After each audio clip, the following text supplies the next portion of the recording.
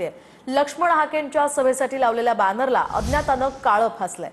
गेवराई तालुक्यातील फुरसुंगी फाट्याजवळ हे बॅनर लावण्यात आलं होतं आणि त्या बॅनरला काळं फासण्यात आलंय। ओबीसी नेते लक्ष्मण हाकेंची बीडच्या गेवराईमध्ये उद्या सभा होणार आहे। दरम्यान हाकेंच्या काळं फासलेल्या बॅनरला समर्थकांकडून आता दुग्धाभिषेक घालण्यात आलाय। एकूणच ही दोन दृश्य आपण पाहतोय। हाकेंच्या सभेसाठी हे बॅनर लावण्यात आलं होतं, त्या बॅनरला आता काळं फासण्यात आलेलं आहे। तर दुसरीकडे काळं फासलेल्या बॅनरला हाके समर्थकांनी दुग्धाभिषेक घातलाय। ओबीसींचा महाएल्गार मेळावा उद्या होणार आहे हाकेंच्या समर्थनात आणि त्याच पार्श्वभूमीवर आपण पाहतोय इथे काळं फासण्यात आलं होतं आणि आता त्यांच्या बॅनरला दुग्धाभिषेक घालण्यात आला। काही ओबीसीच्या कार्यकर्त्यांना बॅनर लावले, परंतु लोकशाहीमध्ये हे करत असताना दुसऱ्या बाजूच्या लोकांनी तिथं यायचं नसतं।